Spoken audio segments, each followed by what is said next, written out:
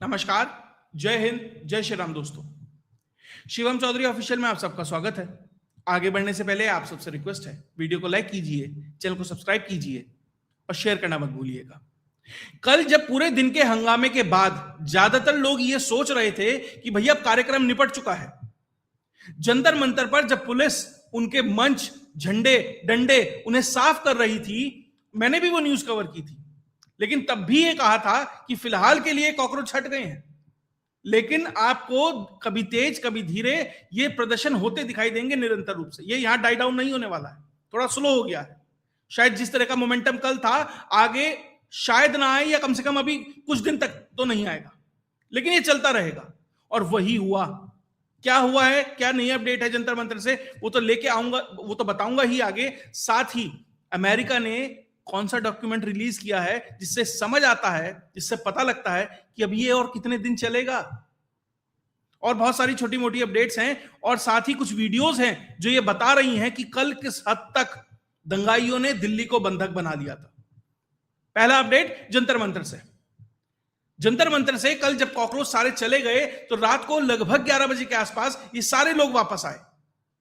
जितनी भी वो कॉकरोच जनता पार्टी की टीम है, दीपके, सौरभ दास और ये आशुतोष रंका, ये सब वहां पर पहुंचते हैं और वापस से बैठ जाते हैं जंतर मंतर की जो ओरिजिनल प्रोटेस्ट साइट थी उससे 200 मीटर दूर।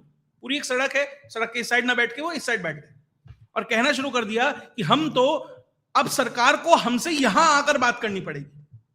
मतलब आप एक लगभग ऐसी बात रख दो जो असंभव सी हो, जो हो ना हो पाए, और फिर आप उसके नाम पर अपने प्रदर्शन को करते रहे। सरकार ने कल आपको इनवाइट किया। पहली बात, सरकार ने स्पष्ट किया कि अब तक हमसे कॉकरोच जनता पार्टी ने कभी संपर्क ही नहीं किया।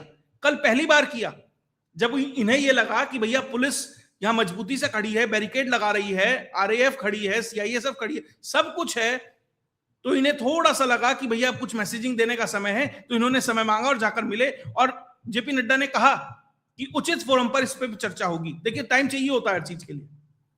आप मांग रहे हैं कि मंत्री का इस्तीफा हो, आप मांग रहे हैं वांगचुक को छोड़ा जाए जो बंधक नहीं है, तो ऐसी सारी मांगे हैं, तो विचार करने के लिए समय चाहिए। शाम को आपको लगा कि भैया सब डाई डाउन हो गया है, सब धीरे धीरे खत्म हो रहा है, तो आपने कहा नहीं, हम बड़े नेता हैं, सरकार को यहां के बात करनी पड़ेगी। अन्ना हजारे के समय भी तो करते थे साहब। अन्ना हजारे के समय ना आंदोलन शुरू भी नहीं हुआ था, अन्ना हजारे को गिरफ्तार करके तिहाड़ में डाल दिया था।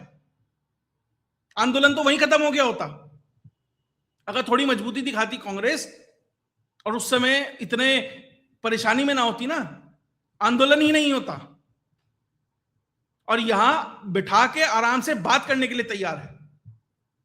और जब सोनम वांगचुक को ये लगा कि भैया ये तो दोबारा आ गए हैं, उसने भी चिट्ठी लिख दी। अब पता नहीं उसने लिखी है कि कोई उसके बिहाफ पे लिख रहा है कि ये अरे मुझे वीडियोस देखकर बहुत परेशानी हुई और मुझे मेरा दिल व्यथित हो गया है और मैं फिर से अनशन पे बैठ रहा हूं। मतलब फुल ऑन नाटकबाजी चल रही है। कल जिसे पीसफुल प्रोटेस्ट बताया जा रहा था वो किसी भी हद तक पीसफुल नहीं था। वो पीस कर देने वाला प्रोटेस्ट था, ये करने का प्रयास किया जा रहा था। पहले कुछ वीडियोस देखते हैं पीसफुल प्रोटेस्ट की, उसके बाद और बहुत सारी चीजें बताऊंगा।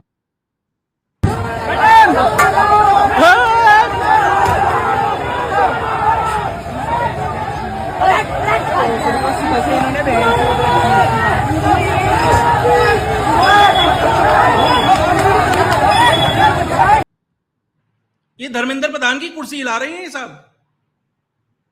ये था पीसफुल प्रोटेस्ट, ये किया जा रहा था वहां पर। बहुत सारी वीडियोस आएंगी, छात्र घायल है, निश्चित तौर पर घायल है, नहीं होना चाहिए, लेकिन ये सब नहीं दिखाएंगे। एक ऑटो में 2 पुलिस वाले बैठे जा रहे हैं, उनको घेर लिया, उनको पीटने का प्रयास है। अरे ये भी थे वहां पर, अरे साहब वो ड्यूटी कर रहे थे, उनकी ड्यूटी है। उन्हीं में से कई ऐसे पुलिस वाले हैं जिन्होंने छात्रों को बचाया, सही रास्ता बताया कि भैया यहां से भाग जाओ, यहां से चले जाओ।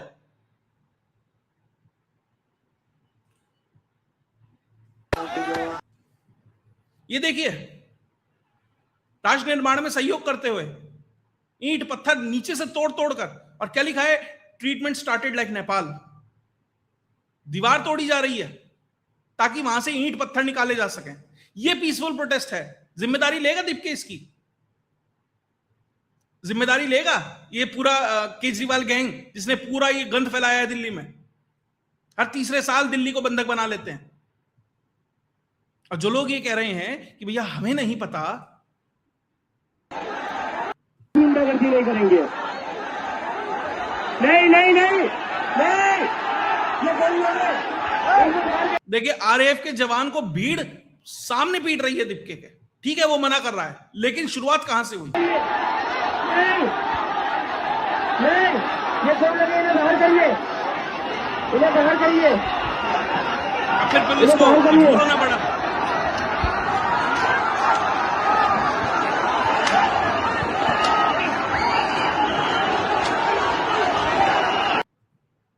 साहब फिर पुलिस से बड़ा गुंडा कोई नहीं है, ठीक है। आपने शुरुआत की, आरएएफ के जवान को घेरा, उसे पीटा, और फिर देखिए हालत।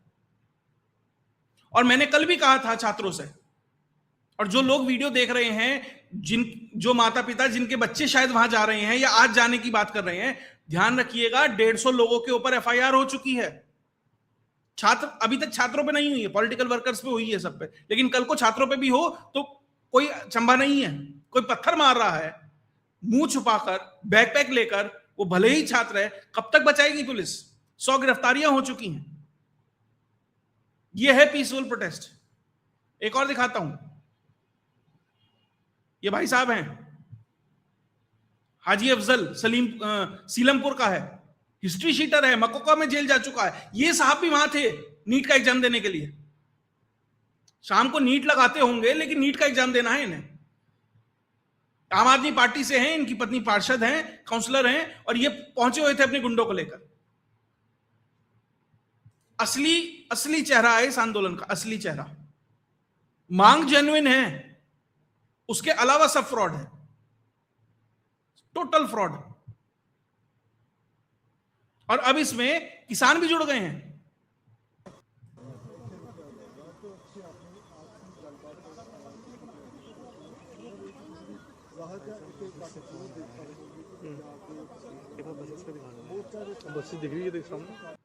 ये सारे के सारे किसान दिल्ली कूच करना चाहते हैं।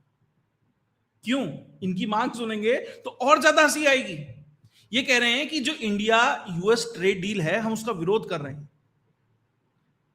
जैसे एक बार वो स्वरा भास्कर से उसने पूछा था ना, रूबिका लियाकत ने, ड्राफ्ट कहां है एनआरसी का? वो स्वरा कह रही है नहीं नहीं, मैं एनआरसी का विरोध करती हूं, ड्राफ्ट कहां है? नहीं, आप वो छोड़ो, मैं विरोध करती हूं।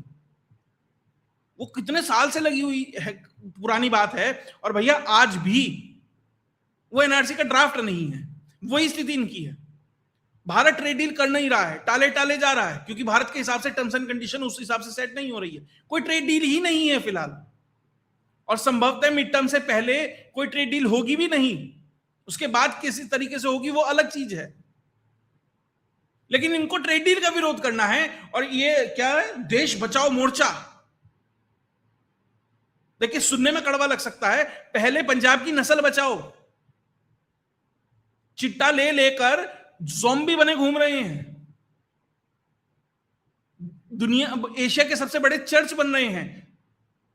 माफ कीजिएगा, सिक्खी नहीं बच पा रही है, नस्ल नहीं बच पा रही है, और आपको देश बचाना है। इतनी ही हिम्मत अपने समाज में घुसकर उसे ठीक कर लो भैया पहले। और इन्हीं किसानों को बचाने के लिए वो ट्रेड डील नहीं हो पा रही, क्योंकि सरकार एग्रीकल्चर सेक्टर से कॉम्प्रोमाइज नहीं करना चाह रही, और इनको देश बचाना है। सिर्फ और सिर्फ पंजाब बचाने के लिए अरविंद केजरीवाल अपने भीड़ को भेज रहा है। अभी शंभू बॉर्डर इन्हें जाना है, अभी वहां हरियाणा में रोका हुआ है। कह रहे हैं हम तो सिर्फ 4 घंटे के लिए आए हैं। 4 घंटे साहब यही कह के पिछली बार आए थे, 1.5-2 साल बैठे रहे थे। तो कुल मिलाकर पूरी अराजकता झोंकने का प्रयास है, और आज दोबारा यह करने का प्रयास है। और आपको बताता हूं क्यों, कैसे। अमेरिकन जो एम्बेसी है, जो कॉन्सुलेट है, उसने क्या कहा? उसने ये एडवाइजरी जारी करी है कि डेमोन्स्ट्रेशन अलर्ट है US embassy new Delhi India की तरफ से कि प्रदर्शन होंगे, और स्पष्ट है इसके अंदर 20 और 21 जुलाई को ध्यान रखिएगा। और ये एडवाइजरी आज नहीं आई है, 17 तारीख को आई हुई है।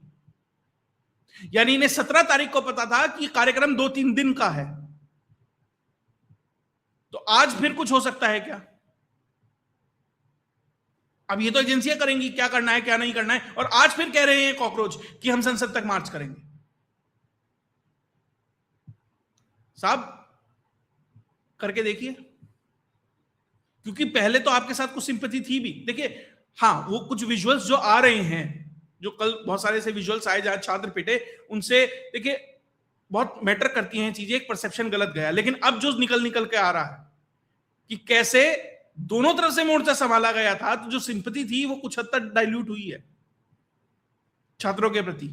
तो क्या भीड़ और डर में ये क्या भीड़ उस तरीके से जुड़ पाएगी, वो अलग बात है। क्योंकि एक बार जैसे दूध में उबाल आ जाता है, दोबारा आने में थोड़ा सा टाइम लगता है।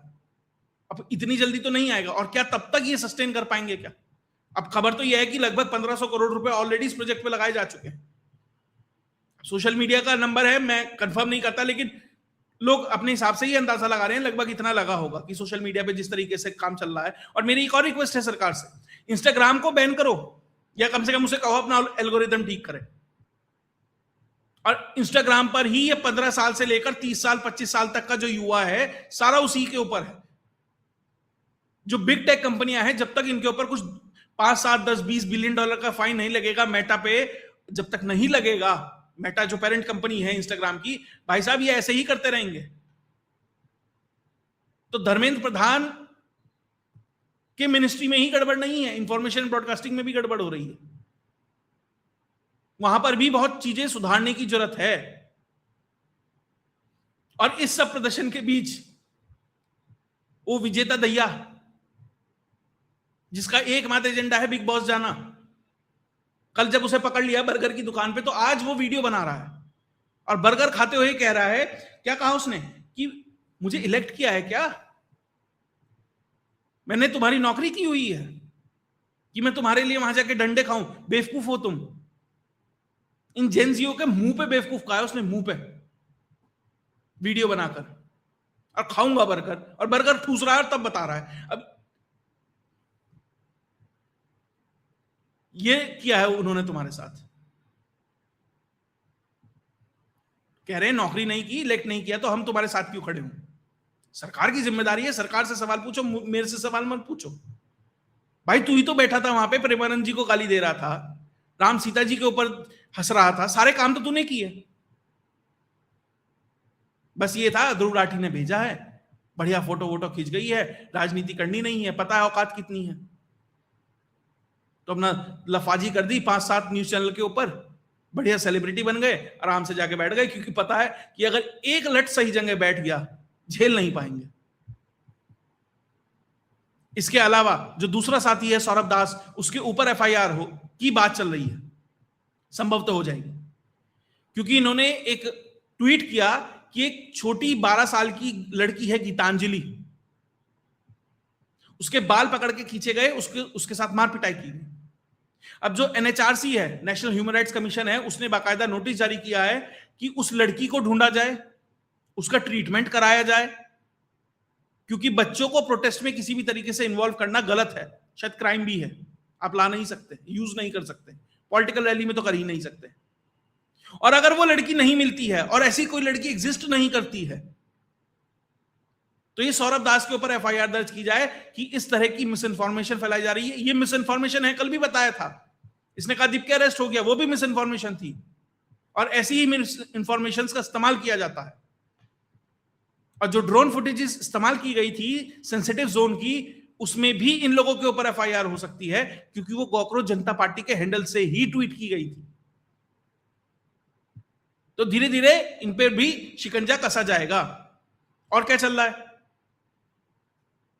इंस्टाग्राम हैंडल है, पोस्ट कर रहा है, एक महिला पुलिस वाली है, महिला पुलिस है, उनकी फोटो पोस्ट की, और क्या लिखा है, इस चेहरे को याद रखिएगा, इसने बहुत सारी महिला के साथ ब्रुटैलिटी की है, उन्हें पीटा है। यानी अब पुलिस वालों को भी पिन पॉइंटेड कर कर उन्हें भी ये सुनिश्चित किया जा रहा है कि भैया उनमें ये दहशत फैल जाए कि भैया हमारी फोटो खींच के कल हमारे साथ भी कुछ कर सकते हैं। ये एक आम युवा नहीं कर सकता जब तक ये वेल ऑयल्ड ऑर्गेनाइज्ड मशीनरी के पीछे ना लगी हो। इसलिए बार बार कह रहा हूं, ऑर्गेनिक आंदोलन नहीं है, लोग लगे हैं पीछे, और लोग इस हद तक लगे हैं कि व्हाट्सएप ग्रुप्स पे चर्चा चल रही है, बात हो रही है, भाई अगर किसी की मौत होती है तो उसमें तो सरकार पे ज्यादा प्रेशर आएगा। चाहते हैं 2, 4, 5, 7, 10 खप जाएं इसके अंदर, ये व्हाट्सएप चैट्स हैं जो लीक हो रही हैं। This Tata institute of social sciences के अंदर जंतर मंतर पे जो हो रहा है उसकी सॉलिडेरिटी के लिए कार्यक्रम हो रहे हैं। साहब आपको पढ़ाई के अलावा सब करना है, दुनिया भर का पैसा लगा के मां बाप भेजते हैं और उसके अलावा आपको सब कुछ करना है। और भैया ये जब तक चलेगा जब तक आप रशिया का तेल खरीदते रहोगे, ये तब तक चलता रहेगा जब तक एफसीआरए आप पास करने की बात करोगे, डी डॉलराइजेशन की बात करोगे तो ये चलेगा, ट्रेड डील फाइनल नहीं करोगे तो ये चलेगा। तो आपको ये चलता रहेगा। और कुछ वरिष्ठ जो पत्रकार हैं जो फॉरेन मिनिस्ट्री को कवर करते हैं, आज ही सुबह वो ट्वीट कर रहे हैं, सिद्धांत सिब्बल का ट्वीट है कि भैया डिप्लोमेटिक प्रेशर दिल्ली में बहुत बढ़ रहा है। यानी सरकार एक्नॉलेज कर रही है, और डिप्लोमेटिक प्रेशर क्यों बढ़ रहा है ये मुझे बताने की जरूरत नहीं है। तो इस सरकार अब इस चीज को थोड़ा गंभीरता से ले रही है। उसके अलावा संजय सिंह ने एक कल बात कही कि 3000 लोग गिरफ्तार हो चुके हैं, दिल्ली पुलिस उन्हें 3000 लोगों को गिरफ्तार। साहब वो गिरफ्तारी नहीं होती है, उस पर भी दिल्ली पुलिस का ट्वीट है। उन 3000 लोगों को प्रिवेंटिव तौर पर बसों में भरा जाता है और दिल्ली से 30, 40, 50, 100 किलोमीटर दूर छोड़ा जाता है ताकि वो वापस प्रोटेस्ट साइट पर ना आ सके। दिल्ली से उठाया, गाजियाबाद के भी कहीं आउटर में, मेरठ में छोड़ दिया ले जाकर, या पूरा का पूरा गुड़गांव पार करके मानेसर और उधर कहीं छोड़ दिया ले जाकर। कहीं ऐसी वीरान जगह ले जाकर छोड़ दो कि कम से कम उन्हें आने में 24 घंटे लग जाए। अरेस्ट नहीं है, अरेस्ट मात्र 100 है अभी तक। और डीसीपी मतलब पुलिस का कोई ऐसा अधिकारी नहीं है, कोई ऐसी रैंक नहीं है जो वहां घायल ना हुई हो। ये सब चीजें वहां हो रही है। और प्रदर्शन सिर्फ दिल्ली में नहीं है, आप देखिए देश में कहीं और प्रदर्शन हो रहे हैं। जैसे महाराष्ट्र में हो रहा है, थाने में अमेज़न का डेटा सेंटर है, उसके खिलाफ प्रदर्शन चल रहा है। उसके अलावा तेलंगाना में शमशाबाद जगह है, वहां पे बुलेट ट्रेन की जो जगह एलोकेट हुई है, जो लैंड एलोकेशन है, उसके विरोध में प्रदर्शन चल रहा है। आंध्र प्रदेश में डेटा सेंटर के खिलाफ विरोध प्रदर्शन चल रहा है। हरियाणा, पंजाब के किसान उतर आए हैं। तो आपको छोटे छोटे हॉटस्पॉट बनते दिखाई देंगे। और फिर इन सब चीजों को लाकर एक जगह जोड़ा जाएगा। बार बार कह रहा हूं, छोटी छोटी चीजें सेटअप की जाएंगी और फिर उन्हें सब प्रॉब्लम की एक जड़ बता दी जाएगी, मोदी। कि किसी को खांसी आ गई है तो मोदी, कोई सुबह फ्रेश नहीं हो पा रहा तो मोदी, कोई ज्यादा हो पा रहा है तो मोदी, किसी घर में आटा नहीं है तो मोदी, हर चीज में, किसी का बेटा भाग गया तो मोदी।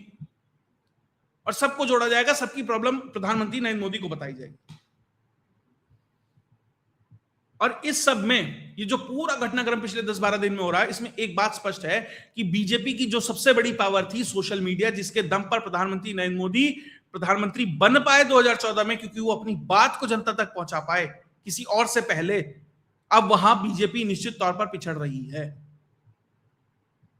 आपको अपने गेम को अप करना पड़ेगा, आप शिथिल नहीं पड़ सकते हैं। आपको ये लगता है कि मैंने ये 10 बेहतर काम किए हैं, तो वो 10 बेहतर काम जनता तक नहीं पहुंच पा रहे,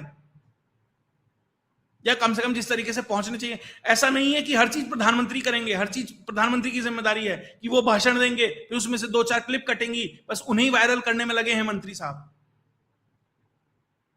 कि आज मैंने मन की बात देखी। अरे मन की बात में क्या बताया प्रधानमंत्री नरेंद्र मोदी ने, वो तो बताओ, फिर उसके लिए नीचे कार्यक्रम करो, जनता तक उस बात को पहुंचाओ। सब वो एक अकेला आदमी करेगा क्या, या 3 आदमी करेंगे क्या बैठ के, अमित शाह और योगी? तो भैया इस तरीके से ना, और सत्ता ना एक साथ नहीं जाती, धीरे धीरे धीरे धीरे रिसती हाथ से। 2010-11 में कांग्रेस भी ये मानती थी सब सुरक्षित है, और झटका लगा। मैं ये नहीं कह रहा कि सरकार जा रही है, लेकिन आपने प्लानिंग पूरी सेट की हुई है कि कुछ ना कुछ हो जाए। भैया अपनी बात तो रखो कम से कम ढंग से। तो बाकी और जो भी अपडेट आएंगी वो भी आपके साथ लेके आऊंगा। तो कुल मिलाकर आज भी थोड़ा सा माहौल रहेगा, देखते हैं किस दिशा में जाता है। जो भी अपडेट आएगी आपके साथ लेके आता रहूंगा।